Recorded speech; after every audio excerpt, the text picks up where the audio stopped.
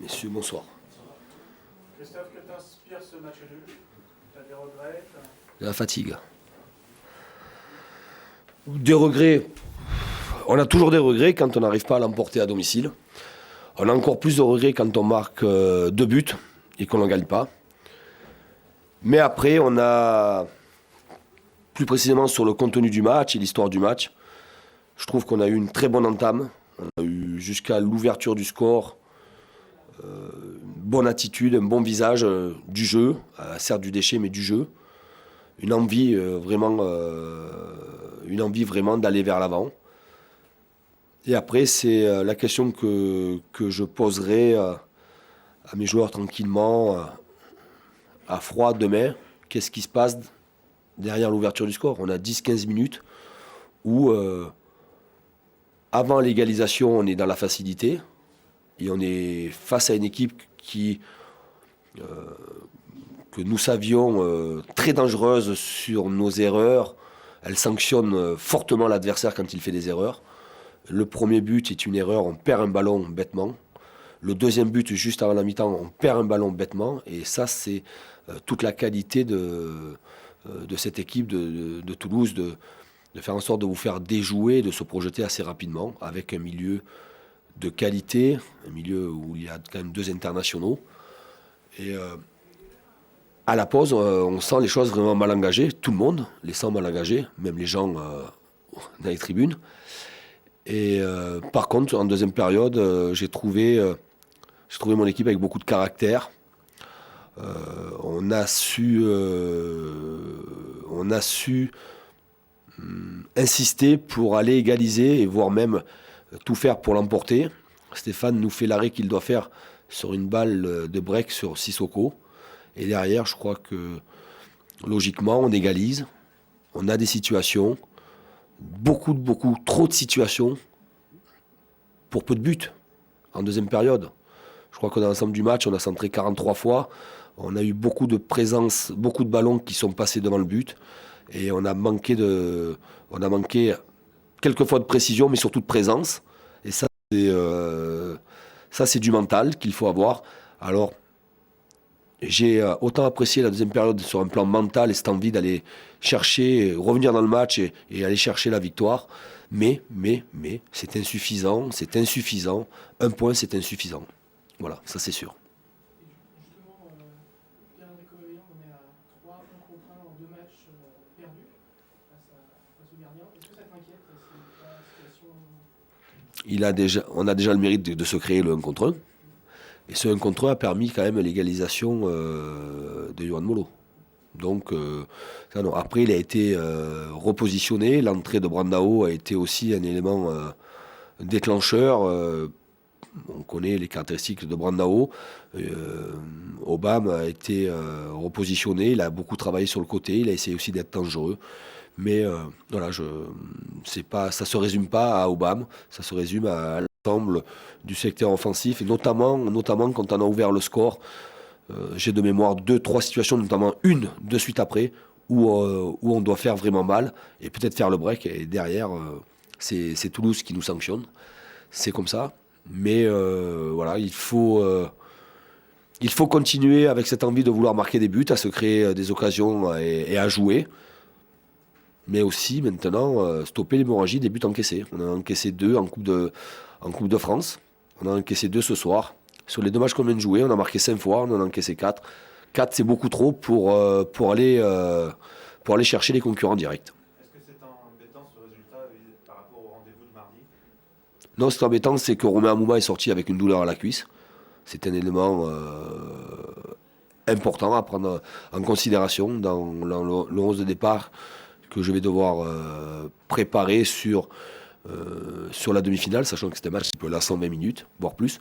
Donc voilà, c'est un élément. On va voir dans quel état il est, mais je suis quand même très pessimiste quant à sa participation sur le match de Lille.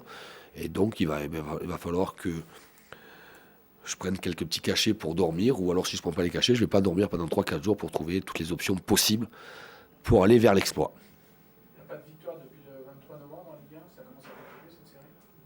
Non, m'inquiéter non. Ça peut agacer. parce que on peut être inquiet quand l'équipe ne répond pas. Là, je trouve qu'elle répond. Mis à part le match de Lorient en fin d'année, dans le mois de décembre, où on a été mangé, l'équipe répond. Malheureusement, on ne gagne pas, on marque. Dans le mois de décembre, on ne marquait pas assez. Et sur ce mois de janvier, on marque, mais on prend des buts. Et là, il faut stopper cette hémorragie de buts encaissés et continuer à vouloir marquer des buts et à être beaucoup plus tueur. Parce que le haut niveau, il faut savoir faire le break quand on a l'opportunité. Et actuellement, on n'y arrive pas. C'est ça qui manque. Oui, c'est ça qui me manque. C'est pas spécialement la qualité. J'ai un groupe de qualité, j'ai des joueurs de qualité. C'est pas l'état d'esprit, c'est aller se faire mal et se faire violence sur un plan mental pour être beaucoup plus agressif, mais beaucoup plus agressif dans les 20 derniers mètres adverses. Parce que finalement, en début de saison, vous avez beaucoup insisté sur l'état d'esprit des joueurs, sur la mentalité. Est-ce que là, avec le recul, tu dis il vous faut des 80 ou 2 méchants? Je savais, Bernard, que vous allez me dire ça. C'est pas méchant, c'est...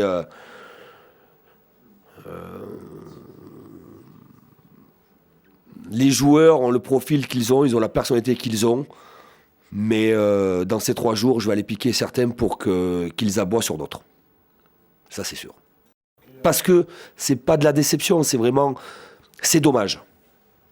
C'est dommage. Par rapport aux efforts fournis, c'est dommage. Et voilà, mes cadres je vais aller les piquer pour qu'on aboie sur les autres. Parce qu'on a besoin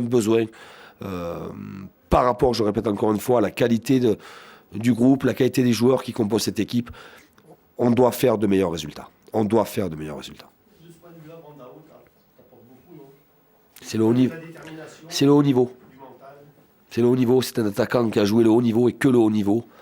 Et quand vous êtes au très haut niveau, vous savez ce que c'est d'être fort mentalement. Il faut la tête. La tête, c'est important. Et vous savez, Brandao, pendant 5 semaines, il a été blessé, il a peu travaillé. Il a eu 10 jours à peine pour revenir. Alors certes, il n'a pas 90 minutes dans les jambes. Je ne sais pas s'il en a 45. Mais sur 30 minutes, il montre une telle détermination, une telle qualité mentale qui fait que l'adversaire peut être ébranlé. Mais ça peut être une locomotive, et ça l'a été quand il est en pleine possession de ses moyens. Mais je ne dois pas avoir que cette seule locomotive. Il doit y en avoir d'autres. Molo, tu penses aussi que sa prestation peut lui apporter de la confiance et le fait qu'il ait marqué, le fait qu'il ait passé, bon, même s'il a fait des Vous croyez que Molo n'est pas en confiance? Pardon? Vous croyez que Molo n'est pas en confiance? Non, mais ça peut lui apporter. C'était son premier match ici, ce que je veux dire. Oui, je l'ai trouvé un peu tendu dans l'entame du match.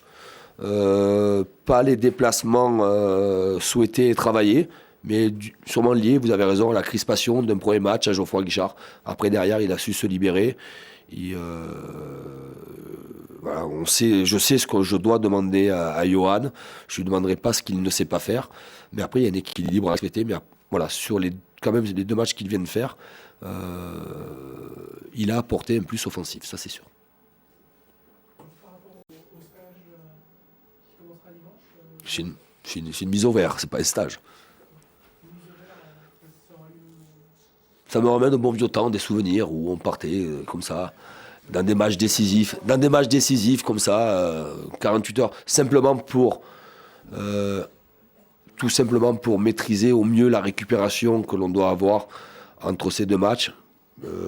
Parce que Toulouse, on sait la dépense physique que l'on doit avoir pour faire un résultat contre Toulouse. On en a eu la preuve ce soir. Et que contre Lille, une demi-finale avec un match qui peut aller jusqu'à 120 minutes, on sait que ça va être aussi un match très engagé, très athlétique.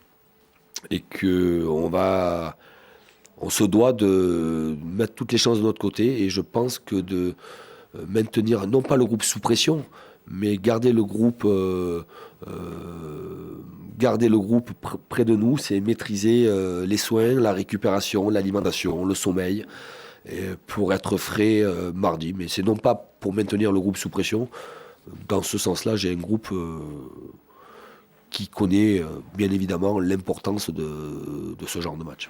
ça ne sera pas en extérieur, ça sera à Saint-Étienne. Allez, pas. Ah non, ça ne sera pas l'Etra. Ouais. On va peut-être aller en Bretagne. Non, on sera dans la région stéphanoise, parce que je ne vois pas pourquoi on partirait. On est dans une belle région. On a une structure d'accueil qui va être intéressante. Et c'est bien. On sera dans la... Comment? Destination montagne, j'ai connu, mais sympa. Ouais, il fait froid. Ils en ont de la neige. Non? Voilà. Oui, parce que quand il y a un incident musculaire à 4 jours de match, il a ressenti ça sur une frappe ou sur une passe. Il y a eu un petit incident musculaire, on verra dans les 48 heures ce qu'il en est. Mais bon, voilà. Il y a eu une agitation près de ton bar là, pendant un moment, là. C'était lié à quoi? Yves, oui. Oui, il y a eu une agitation. Simplement, tombé sur un supporter, j'ai bien un supporter qui avait plein d'énergie, plein de jus et qui avait une voix qui portait. Donc ça m'a un peu agacé, mais tout est rentré bien dans l'ordre parce qu'avant de venir vous voir, je me suis entretenu pendant 10-15 minutes avec ce monsieur, qui est un monsieur de 55 ans, passionné par la Saint-Étienne, un fidèle supporter, et que dans la déception d'être mené au score, s'est laissé emporter alors que ça me paraît un homme tout à fait bien équilibré. Donc on a échangé pendant 10-12 minutes en toute simplicité entre lui et moi et son collègue qui était à côté. J'ai demandé à le voir et voilà, c'est rentré dans l'ordre. Voilà, c'est rentré dans l'ordre.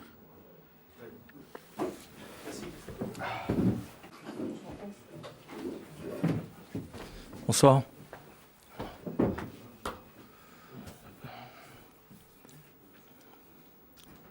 Quel sentiment après ce match nul? Regret peut-être, non? Quelques regrets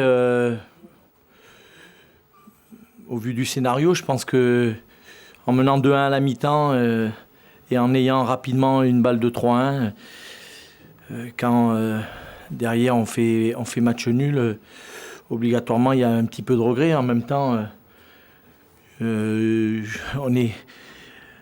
pense qu'il y a eu un très gros match avec beaucoup d'intensité, beaucoup d'engagement, beaucoup d'actions de part et d'autre. Voilà, un match très ouvert qui pouvait basculer d'un côté comme de l'autre. Voilà, je pense que un match très plaisant. Voilà, il y a eu de par l'envie d'aller de l'avant, on peut toujours regretter un certain déchet, mais il y a eu beaucoup de choses intéressantes. Alors, un petit peu de regret, mais en même temps, je pense que le match nul est logique. Est-ce que ça vous rassure après la série de défaites à l'extérieur? Oh, mais j'avais pas besoin d'être rassuré. Je sais ce dont l'équipe est capable. Après, il faut qu'on soit toujours bien déterminé, bien concentré dans ce qu'on fait, toujours en jeu. Et quelquefois, ça n'a pas toujours été le cas. Maintenant, on a une équipe qui globalement est assez jeune, donc à partir du moment où elle est dans une spirale négative, elle perd un petit peu confiance et c'est un petit peu ce qui nous est arrivé. Mais j'ai bien aimé notre réaction avant la trêve, j'ai bien aimé notre qualification en Coupe de France et puis ce soir, ça confirme que l'équipe a du potentiel. Maintenant, il faut qu'elle sache l'exprimer à chaque match. Qu'est-ce qui a manqué peut-être ce soir? Ouais, je pense que ce qu'il a manqué, c'est de les faire douter un petit peu plus longtemps quand on menait 2-1 et surtout de mettre ce troisième but. Je pense que si on met ce troisième but, le match devient vraiment difficile pour eux, compliqué pour eux. Ensuite, sur leur temps fort, je pense qu'on a eu des périodes où on n'a pas suffisamment bien défendu pour pouvoir bien récupérer le ballon et essayer de les couper en deux et de leur poser des problèmes quand ils étaient en position d'attaque. Donc, je pense que le résultat est logique. Voilà. C'est bon ? Merci.